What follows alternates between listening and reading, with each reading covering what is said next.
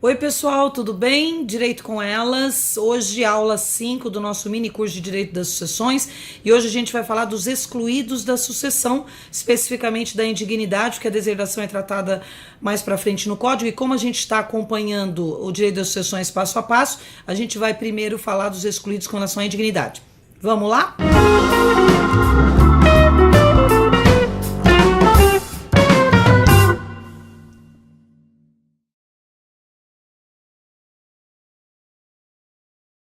Bom, pessoal, dos excluídos da sucessão, nós vamos encontrar as disposições pertinentes a partir do artigo 1814 do Código Civil, que vai tratar, como eu disse a vocês, especialmente da indignidade. Então, no 1814, diz o seguinte o legislador: são excluídos da sucessão os herdeiros ou legatários. Primeiro, que houverem sido autores, coautores ou partícipes de homicídio doloso ou tentativa deste contra a pessoa de cuja sucessão se tratar, seu cônjuge, companheiro, ascendente ou descendente. Então, num primeiro momento, gente, as causas da indignidade estão colocadas como a situação mais grave. O inciso primeiro trata da questão do homicídio, da tentativa de homicídio. E vejam que o legislador colocou, gente, não apenas o homicídio ou a tentativa de homicídio contra o próprio autor da herança, e sim contra o autor da herança, seus descendentes, ascendentes, cônjuge. Então, imagine que são situações bem complexas. Você pode tentar matar a sua madrasta, por exemplo, que se odeia, aquela feiosa, mocreia, que tirou seu pai de você. Se você tentar matar ou matar a mocreia da tua madrasta, você vai estar fora da sucessão, porque ela é cônjuge do autor da herança. Então tem que ter muito cuidado com esses aspectos. Muito cuidado, evidentemente ninguém deve matar ninguém, né, pessoal? Muito cuidado é uma forma de expressão. Não se deve matar pessoas.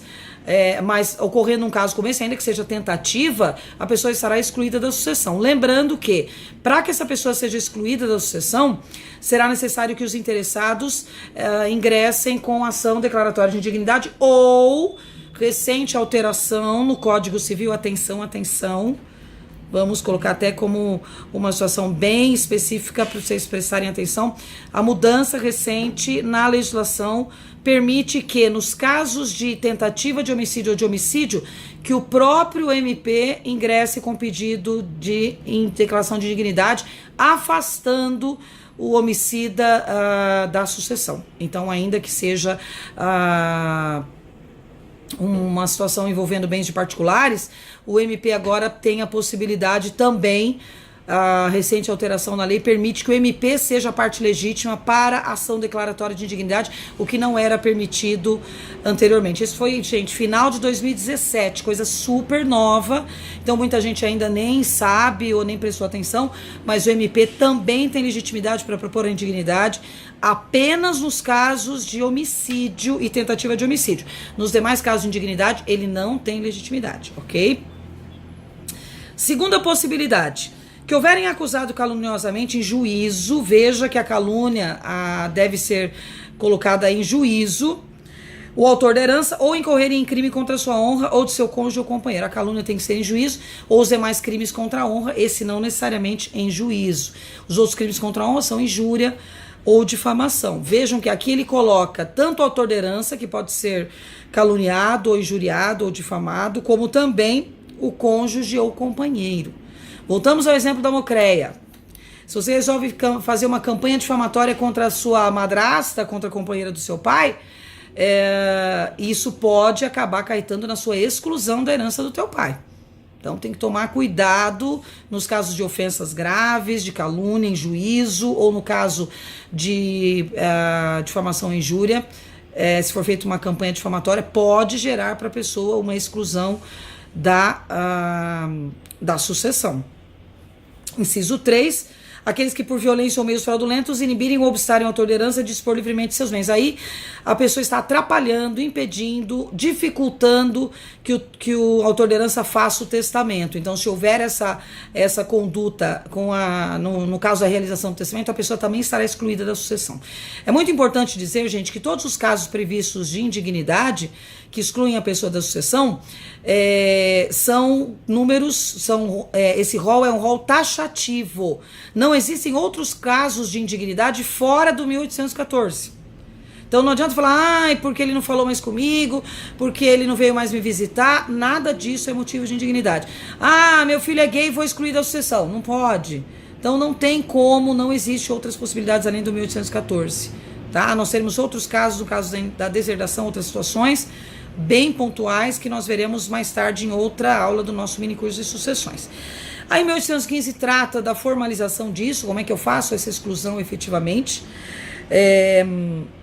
Aí vem a forma, né? A exclusão do herdeiro ou legatário em qualquer desses casos de indignidade será declarada por sentença. Então eu preciso de uma sentença que declare que as pessoas estão excluídas da sucessão por indignidade. Então é obrigatório, para que a pessoa seja afastada da sucessão, que seja realizada a ação declaratória de indignidade no prazo de 4 anos contados da abertura da sucessão. O direito de demandar a exclusão do herdeiro, aí tem o prazo, extingue-se em 4 anos, o prazo é decadencial. Parágrafo 1º, então, o prazo é de decadência para a propor ação declaratória de indignidade. Na hipótese do inciso 1º, aí vem aquela alteração que eu mencionei para vocês, né?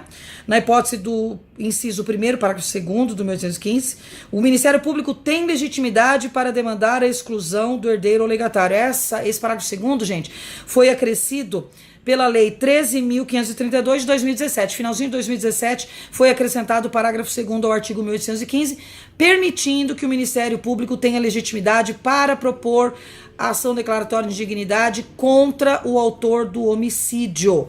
Tá? Isso não existia anteriormente, isso era uma briga antiga, há muito tempo que o MP vinha pleiteando essa possibilidade, e aí no final de 2017 tivemos essa confirmação então da possibilidade do MP requerer a exclusão do homicida. 1816 são pessoais os efeitos da exclusão, isso é muito importante, gente. Os descendentes do herdeiro excluído sucedem como se ele morto fosse antes da abertura da sucessão. Ou seja, diferentemente da renúncia, onde os herdeiros do renunciante não têm direito à herança, estão fora, no caso da indignidade, o efeito não é de inexistência, e sim de morte civil.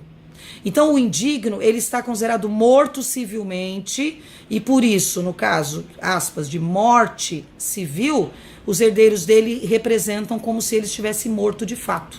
Então os herdeiros do indigno entram na sucessão representando o herdeiro indigno, ao contrário da renúncia, onde não há representação. Então na indignidade há representação dos herdeiros do indigno.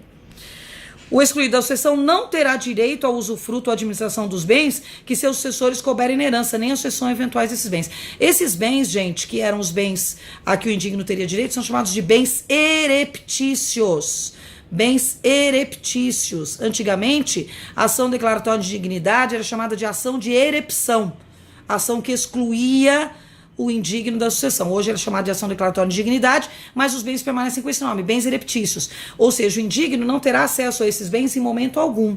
Então, mesmo que os herdeiros dele faleçam e deixem esses bens, ele não terá acesso a esses bens por sucessão em momento algum. Esses bens estão para sempre afastados dele, assim como também o indigno não tem direito ao usufruto sobre esses bens no caso de ter filhos menores. Então, se os filhos menores representarem o indigno e receberem essa herança no lugar dele, o indigno não poderá administrar esses bens e não terá usufruto desses bens também, tá, gente? Eles ficam fora da sucessão. O 1817 e 1818 tratam de dois casos específicos. O 1817, a questão das alienações feitas a terceiros. Se por acaso o indigno já tinha recebido herança e vender os bens, os terceiros não serão prejudicados.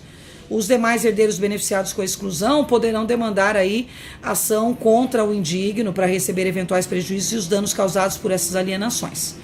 E o 1818, aquele que incorreu em atos que determinem a exclusão da herança será admitido a suceder, aí vem a coisa do perdão do indigno, se o ofendido tiver expressamente reabilitado ou perdoado em testamento ou em outro ato autêntico.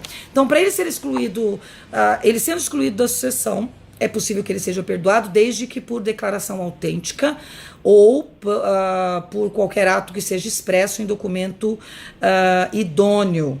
Se por acaso houver um perdão tácito, que pode acontecer quando o ofendido ou o finado em testamento, mesmo depois da ofensa, ele traz um bem, ele determina a entrega de um bem para o indigno. Nesse caso, como não foi feito na forma expressa, o perdão considerado tácito, ele só terá direito a receber aquilo que foi deixado em testamento. Então, para que ele seja perdoado e receber a herança na sua integralidade, é preciso que o perdão do ofendido seja expresso. No caso do perdão tácito, quando ele deixa o bem, mesmo depois da ofensa, sem falar nada. Ele não declara perdão, não declara nada, apenas deixa um bem para o indigno. Nesse caso, o indigno recebe apenas o bem deixado.